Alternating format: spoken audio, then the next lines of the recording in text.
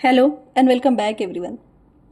हम लोग लेक्चर्स ले रहे हैं ऑपरेटिव डेंटिस्ट्री एंड एंडोडोंटिक्स पे बिहार पीएससी डेंटल एग्जाम के सिलेबस में जो कमीशन ने टॉपिक्स दिए उन सारे टॉपिक्स का अगले 2 दिनों में हमारा कॉन्सन एंडो जो सिलेबस है वो फिनिश हो जाएगा। फिर हम लोग पेरियो से शुरू करेंगे।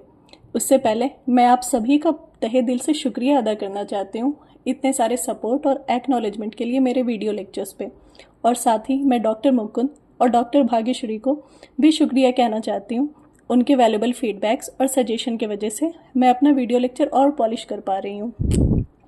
डॉक्टर भाग्यश्री ने कहा था कि फ्लोराइड्स इन डेंटिस्ट्री पे एक अलग से टॉपिक हो जाए बीटीएससी एग्ज़ाम के लिए, और फ्लोराइड हमारे डेंटिस्ट्री में इम्पॉर्टेंट भी है।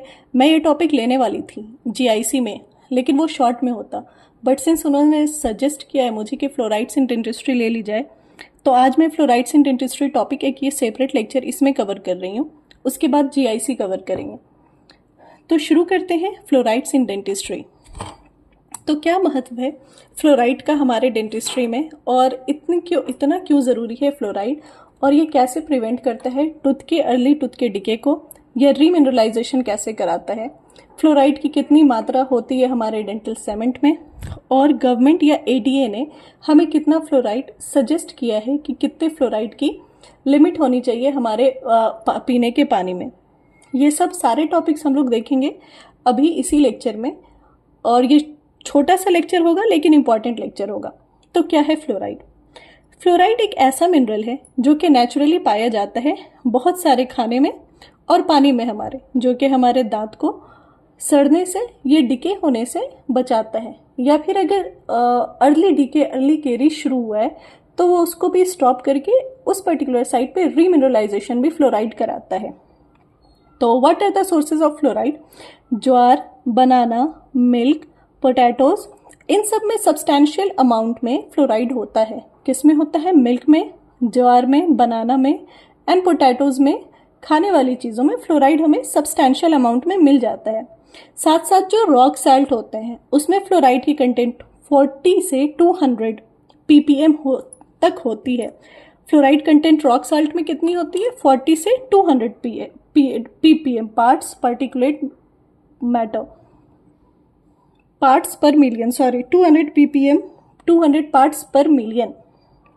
कुछ प्लांट्स हैं जिनमें फ्लोराइड पाए जाते हैं, उनका नाम क्या है? Taro, yams and cassava have been found to contain certain relatively high fluoride levels। इन सारे प्लांट्स में हाई फ्लोराइड लेवल जो होती है वो हाई होती है। साथ साथ मछली, फिश में ऐसी पॉपुलेशन जिनके रेगुलर डाइट में फिश यूज़ किया जाता है, रेगुलर डाइट में फिश इंटेक उनकी ज़्यादा होती है, उन लोगों में फ्लोराइड की जो अमाउंट होती है 0.5 मिलीग्राम पर डे तक फ्लोराइड की अमाउंट वो लोग खाते हैं। तो अभी तक हमने क्या देखा? A mineral that occurs naturally in food and water. It helps to prevent tooth decay. That's known as fluoride. The example of the food that contains fluoride is jowar, banana, potatoes, and rock salt. It has 40 to 200 ppm of fluoride. Certain plants such as taro, yams, and cassava, as well as fish. Intake of fish by population, where fish represents a significant portion of the diet, is about 0.5 milligram per day. तो क्यों fluoride? Why fluoride is so important? Fluoride is important because it remineralizes the tooth enamel. जो हमारे tooth की hardest outer covering enamel है उसको रीमिनरलाइज कराते हैं fluoride. Fluoride reverse early tooth decay, जो अर्ली केरी शुरू होता है उसको स्टॉप कराते हैं, रिवर्स कराते हैं। And fluoride slows down the process of demineralisation. जो टूथ डिके बहुत जल्दी हो जाता उस प्रोसेस को भी ये इनहिबिट करते हैं, स्लो डाउन कराते हैं। Fluoride prevents the growth of cavity causing bacteria. क्या होता है कि डेली इनेमल में ना फ्लोराइड का गेन और लॉस होता रहता है। जैसे फ्लोराइड की जो है वो गेन हो रहे हैं जब हम लोग कुछ फ्लोराइड रिच चीज़ ले रहे हैं, जबकि लॉस कब हो रहा है? जब एसिड अटैक हो रहा है हमारे टूथ पे, माइक्रो ऑर्गेनिजम्स, प्लैक, शुगर, इन सब की वजह से जब हमारे टूथ इनेमल पे अटैक हो रहा है तो फ्लोराइड जो है वो लूज हो रहा है। तो क्या होता है कि अगर जो डीमिनरलाइजेशन है, जो फ्लोराइड का लॉस है, वो रीमिनरलाइजेशन से ज़्यादा हो जाए, फ्लोराइड के गेन से ज़्यादा हो जाए, तो केरीज काउस हो जाएगा। तो क्या लिखे, एवरी डे इनेमल गेन्स और loses minerals. Losing of mineral is due to attack of acids form from bacteria, plaque and sugar. Attack enamel, your enamel, that is demineralization. Gaining is when you consume food and water that contains these minerals, that is remineralization. Decay is due to too much of demineralization without enough remineralization. Demineralization ज़्यादा होने लगे और remineralization उतनी ना हो पाए तो tooth decay होगा।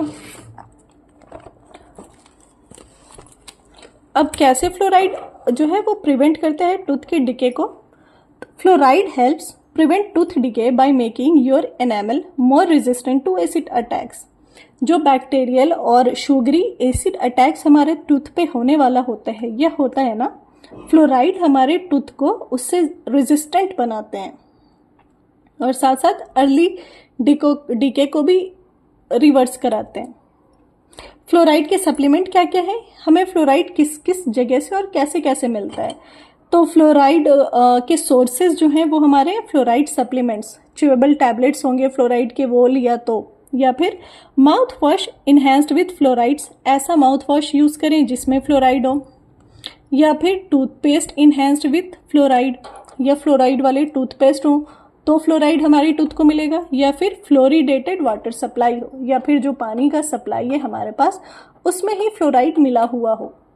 इन सब सोर्सेज से फ्लोराइड मिलेगा हमें।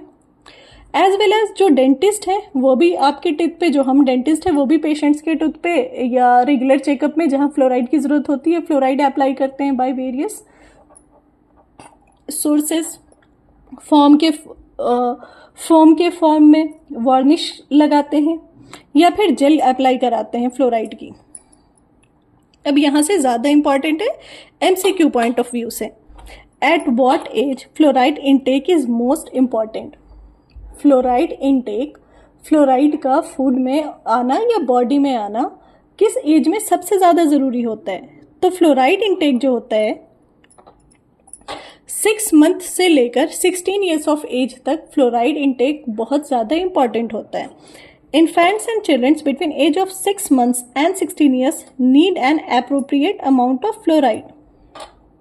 ठीक है, 6 मंथ टू 16 ईयर्स। अब मैंने 6 मंथ क्यों बोला? 6 मंथ से पहले क्या होगा?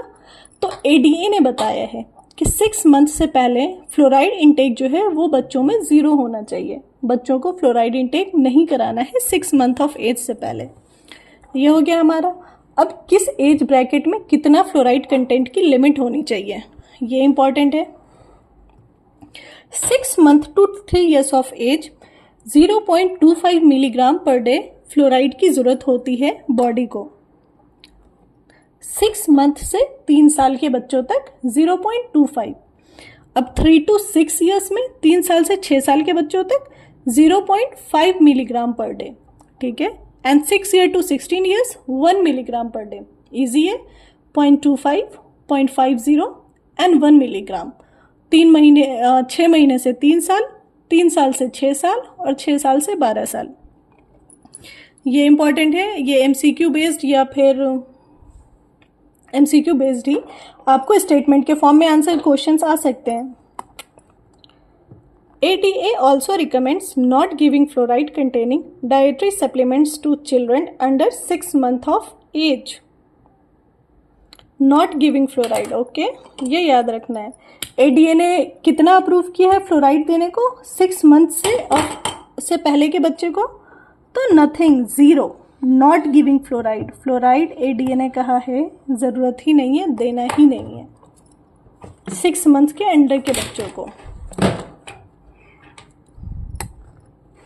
फ्लोराइड कैविटीज तो प्रिवेंट करता है, लेकिन कितना, किस हद तक? Fluoride reduces the risk of cavities by approximately 25%। Fluoride जो है वो कैविटीज के इंसिडेंस को 25% तक घटा देता है। What is the right amount of fluoride, और एक सही अमाउंट ऑफ फ्लोराइड क्या होता है? ये इसमें आपका ना कॉन्स और PhD दोनों का क्वेश्चन बनेगा। ये PhD का भी क्वेश्चन है। What is the right amount of fluoride? 0.7 parts per million is the optimal level of fluoride. 0.7 ppm जो है वो ऑप्टिमम लेवल है फ्लोराइड का। तो क्या होना चाहिए, ये जो 0.7 ppm है ना, ये पीएचडी का ये वाला क्वेश्चन हो जाएगा। Amount in public water supplies in the communities that have fluoridated water. अगर कम्युनिटीज़ में जहाँ हम लोग पानी सप्लाई कर रहे हैं, ड्रिंकिंग वाटर गवर्नमेंट सप्लाई कर रही है, वहाँ 0.7 ppm से के लेवल में हम लोग वाटर में फ्लोराइड ऐड कराते हैं। तो कम्युनिटी वाटर सप्लाई में कितना फ्लोराइड होगा, 0.7 ppm। ये पीएचडी का भी क्वेश्चन हो गया आपका। अब फ्लोराइड तो बॉडी में आ रहा है, तो क्या होता है जब बॉडी में हमारे फ्लोराइड आ रहे हैं तो क्या हो रहा है, what happens to fluoride in body after intake. When fluoride is consumed it is absorbed by gut. तो क्वेश्चन आ सकता है कि आपका फ्लोराइड बॉडी के किस पार्ट में एब्जॉर्ब होता है। तो फ्लोराइड हमारे बॉडी के गट में एब्जॉर्ब होता है। फ्लोराइड कहाँ एब्जॉर्ब होता है, फ्लोराइड इज एब्जॉर्ब्ड बाय गट। और जो रेस्ट फ्लोराइड है is stored bye teeth and bones. Teeth और बोन्स में स्टोर्ड होता है। उसके बाद जो और फ्लोराइड बचा एक्सक्रीट हो जाता है एक्सक्रीटरी प्रोसेस के थ्रू। तो हमारे बॉडी में फ्लोराइड कहाँ स्टोर होता है, एब्जॉर्ब होता है, तो गट में एब्जॉर्ब होता है। साथ साथ हमारे सलाइवा में फ्लोराइड कंसंट्रेटेड होता है। हमारे टिथ जो है वो सलाइवा में बेद होते हैं, बेदेड होते हैं या बाथेड होते हैं, तो वहाँ से भी हमारे टिथ को फ्लोराइड उस कंटिन्यूस कांटेक्ट से भी मिलता रहता है। तो किस केस में नहीं मिलेगा फ्लोराइड, जॉर्गन्स सिंड्रोम के केस में, जीरोस्टोमिया के केस में, इन सब में फ्लोराइड की कमी हो जाएगी और हमारे टिथ जो हैं वो कैविटीज़ के लिए ससेप्टिबल हो जाएंगे। अब फ्लोराइड तो ठीक है कि ज़रूरी है, हमें लेना है, इसकी इतनी मात्रा में लेना है या इतने अमाउंट में लेना है। अगर फ्लोराइड ज़्यादा ले लिया तो क्या होगा, जो कि जिसके चांसेस बहुत कम हैं, बहुत मिनिमल चांसेस हैं, लेकिन स्टिल अगर फ्लोराइड इंटेक रिकमेंडेड डोज से ज़्यादा हो गया तो क्या होगा, रिस्क क्या है या डिसएडवांटेज क्या है, डेंटल फ्लोरोसिस।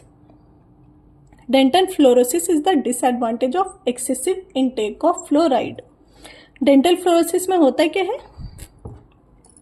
या फिर आप डेंटल फ्लोरोसिस को डिफाइन कैसे करोगे, तो फ्लोराइड इंड्यूस्ड टिथ डिस्कलरेशन या fluoride induced tooth discolouration is known as dental fluorosis.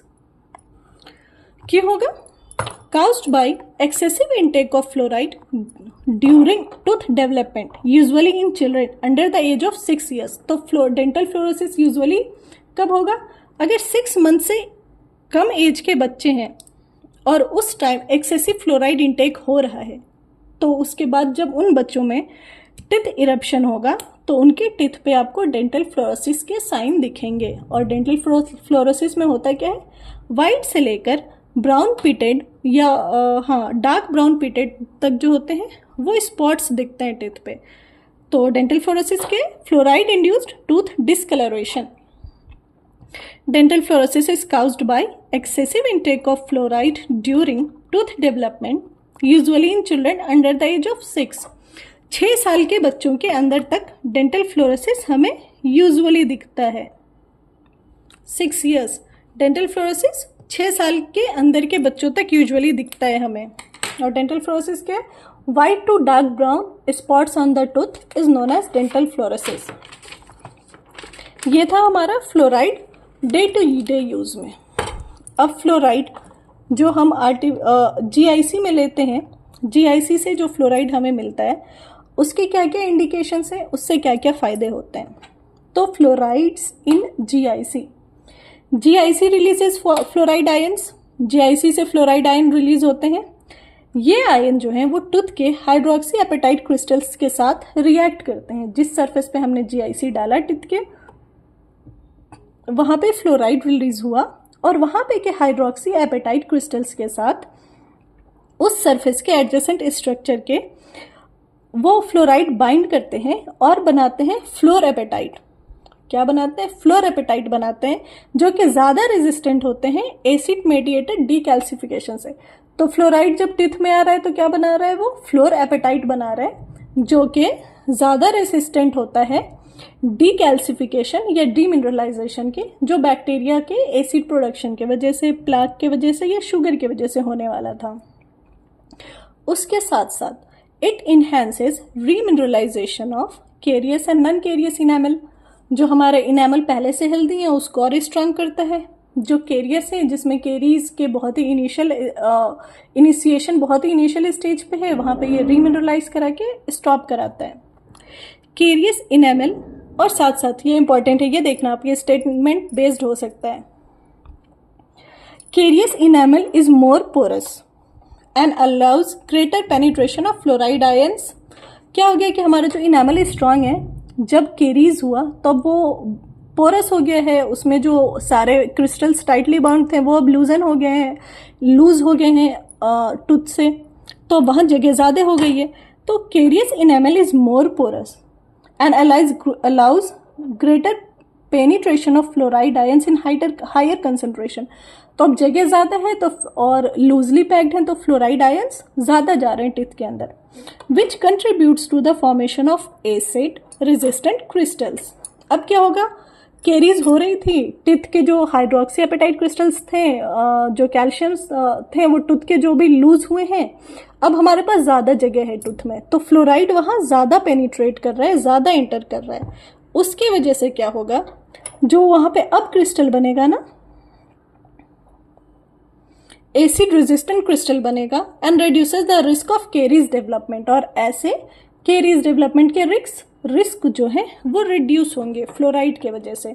ये था, अभी थोड़ा और है GIC fluoride, just give me a minute. Okay, यहाँ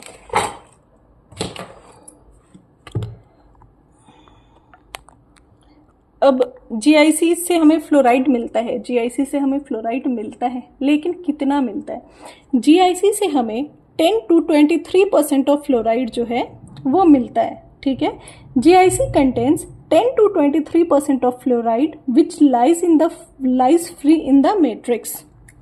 GIC का जो मैट्रिक्स है, GIC के जो मिक्सचर है, उसमें 10 to 23% फ्लोराइड होता है जो कि फ्रीली वहाँ पे अवेलेबल है। Fluoride is released mainly by sodium, ये इंपॉर्टेंट है। फ्लोराइड जो है GIC में मेनली कहाँ से रिलीज हो रहा है? तो फ्लोराइड GIC में मेनली सोडियम से हो रहा है और थोड़ा सा कैल्शियम से रिलीज हो रहा है, लेकिन फ्लोराइड कंटेंट जो GIC के कंस्टिट्यूएंट में ग्लास है उससे फ्लोराइड नहीं रिलीज हो रहा है। This one is most important about fluoride कि GIC में फ्लोराइड कहाँ से रिलीज हो रहा है? सोडियम और कैल्शियम से, ना कि fluoride content of glass of GIC। GIC में फ्लोराइड रिलीज हो रहा है सोडियम से एंड लिटिल अमाउंट कैल्शियम से। और जो फ्लोराइड रिलीज है रेस्टोरेशन के बाद पीक पे कब पहुंचता है? तो fluoride release peak in first 24 hour after the mixing. जब GIC मिक्स हुआ, पैक हुआ, उसके पहले 24 घंटे तक फ्लोराइड रिलीज जो होता है वो मैक्सिमम होता है, पीक पे होता है। After that rate of release decreases and remains sustained for a period of 18 months. और 1.5 साल तक रिलीज होता है एक सस्टेन्ड रेट पे, एक सस्टेन्ड अमाउंट में।